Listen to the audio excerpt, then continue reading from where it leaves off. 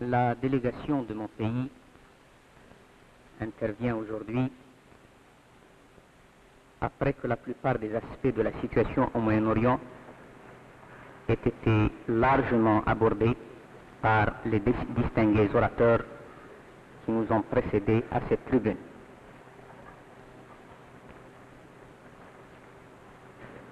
Tous les discours soulignent avec combien d'à propos l'indignation provoquée partout dans le monde par l'agression inqualifiable d'Israël contre la République arabe unie, la République arabe syrienne et le royaume hachémite de Jordanie.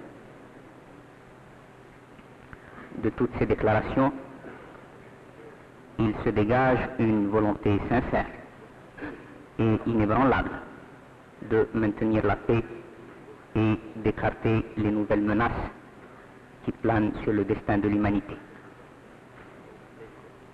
Pour ce faire, un climat adéquat, par le retrait immédiat et inconditionnel de toutes les troupes d'occupation des territoires arabes est nécessaire. Cette aspiration impérieuse que toutes les délégations ont exprimée sans embâge devant votre auguste assemblée illustre toute la foi des hommes dans l'Organisation des Nations Unies et leurs angoisses quant aux incertitudes qui pèsent avec tant d'insistance sur la sécurité internationale. L'initiative heureuse de l'Union soviétique de demander la convocation de cette Assemblée générale extraordinaire d'urgence a été aussitôt appuyée par la quasi-unanimité des membres de cette organisation, à l'exception naturellement des agresseurs et de leurs alliés. Mais si nous sommes réunis ici aujourd'hui, c'est également parce que le Conseil de sécurité n'a pas cru devoir, en temps utile, se ranger sans ambiguïté du côté du droit et de la justice.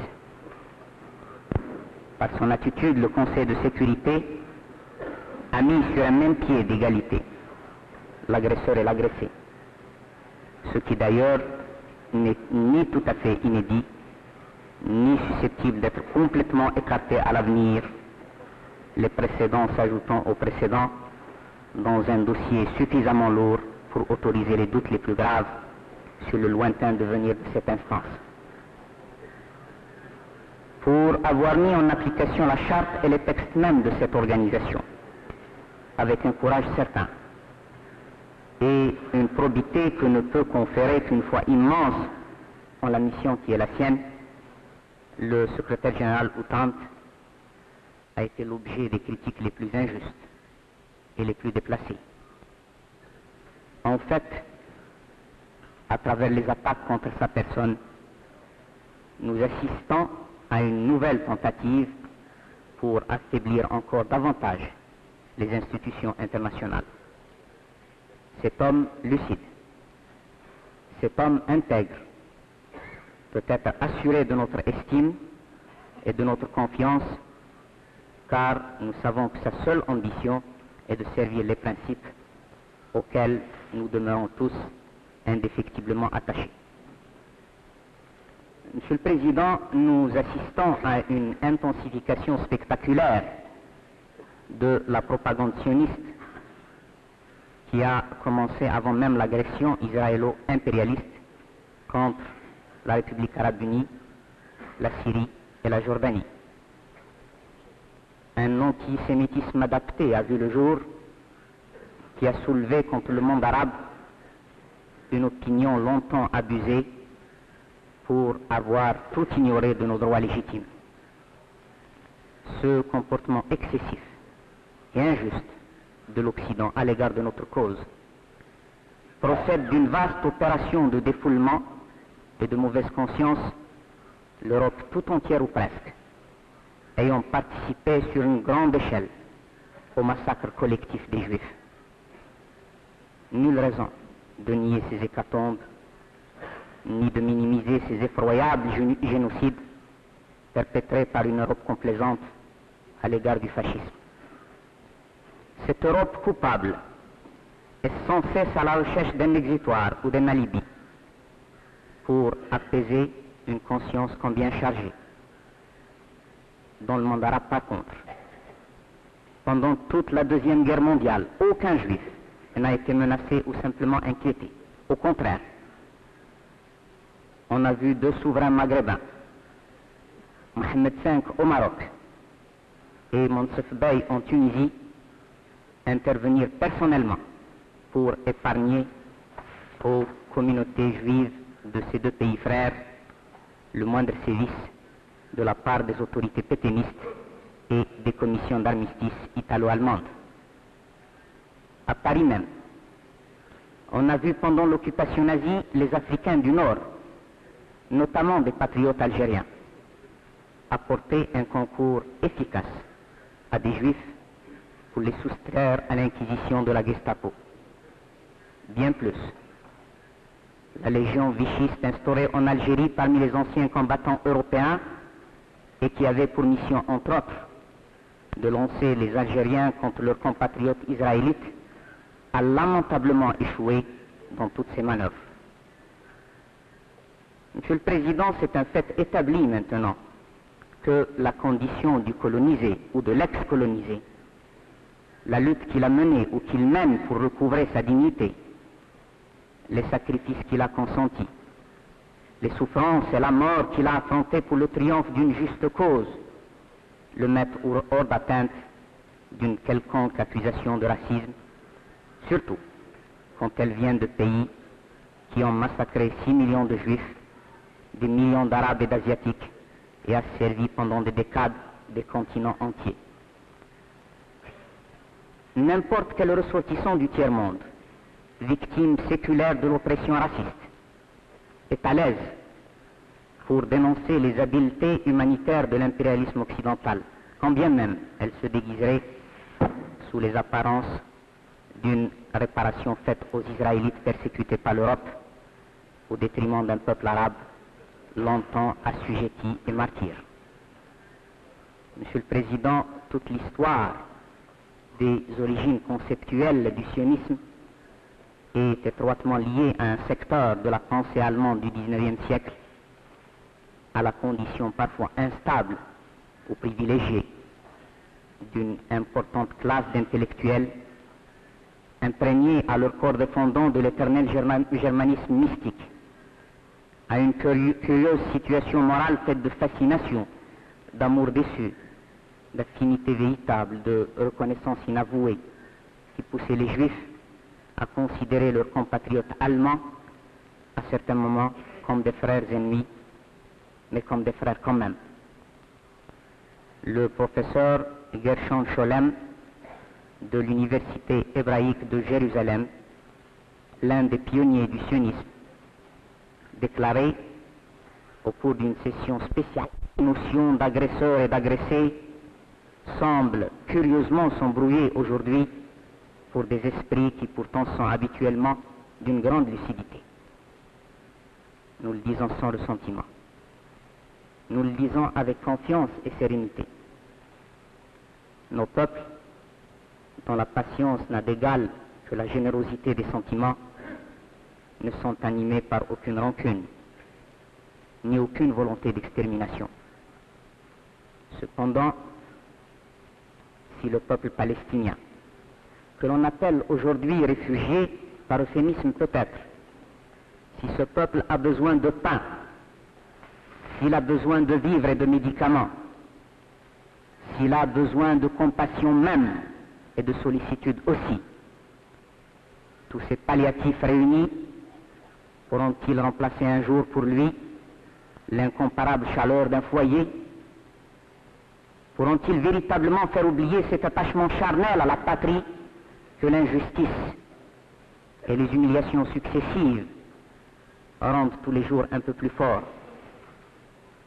Fallait-il que ce soit nécessairement l'Ouganda, la Guinée ou la Palestine qui payent tous les crimes de l'Europe hitlérienne? Pour être réparé, Monsieur le Président, un génocide n'appelle pas forcément un autre génocide.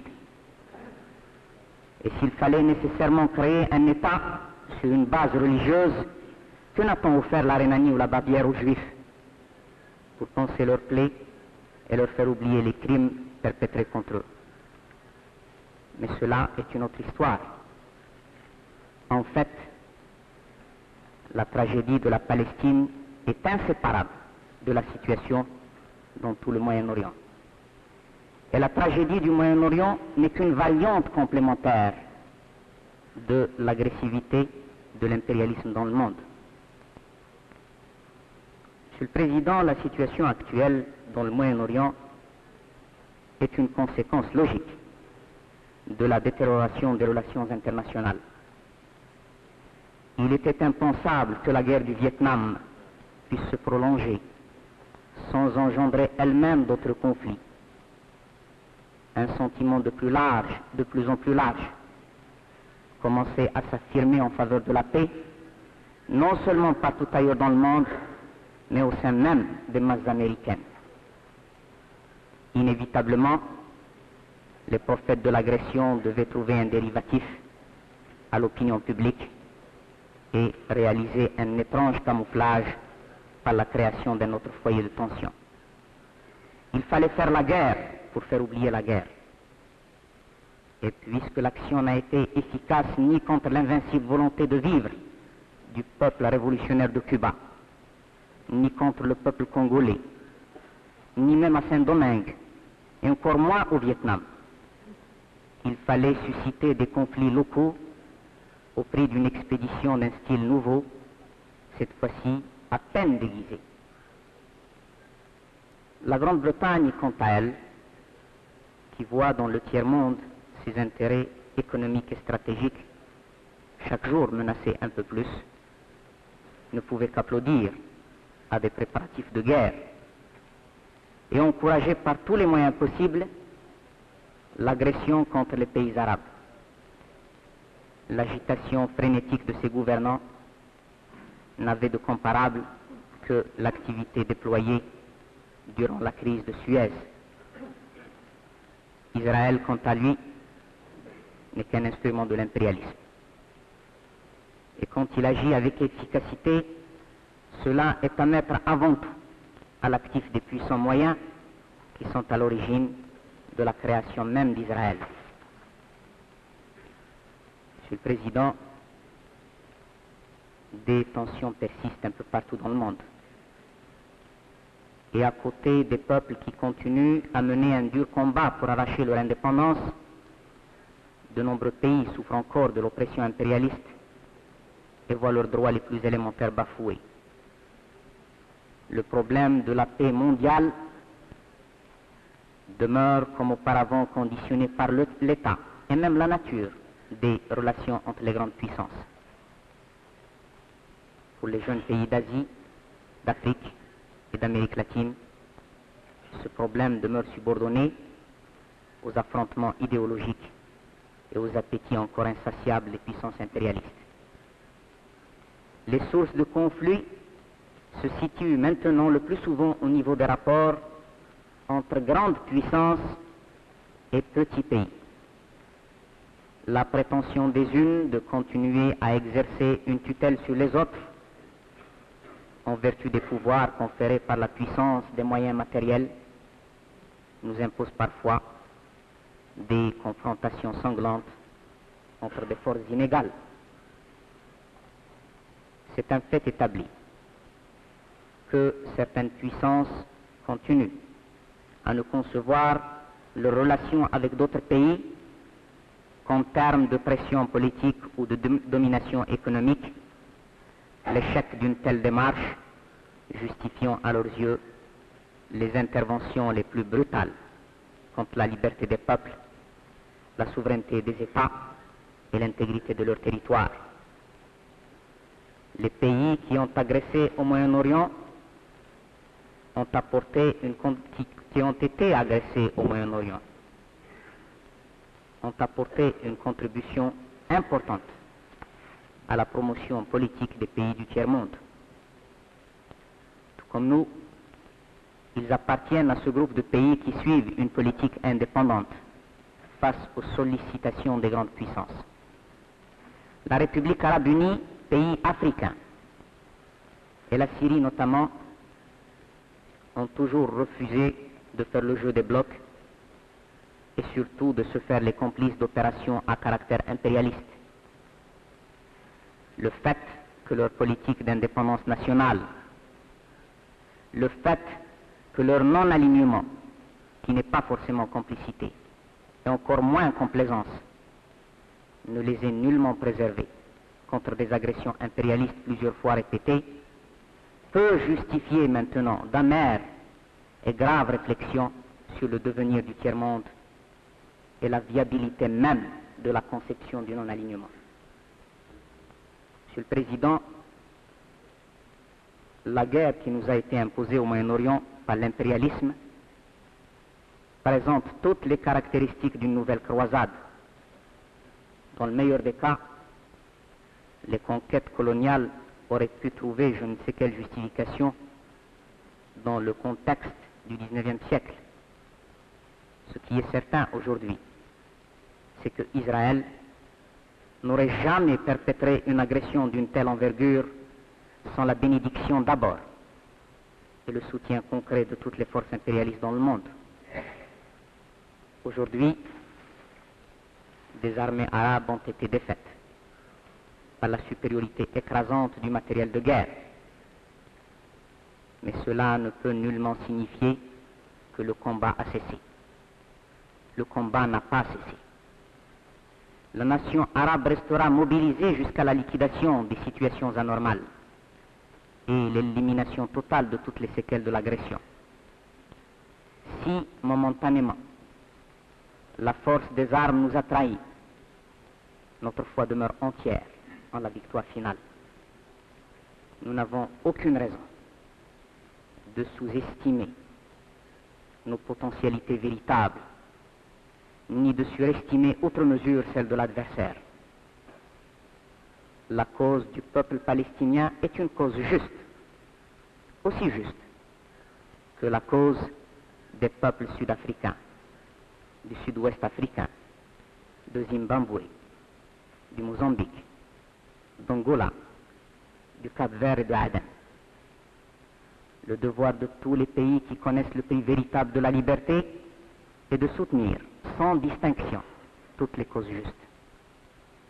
C'est aussi le devoir des pays arabes, et principalement ceux du Moyen-Orient.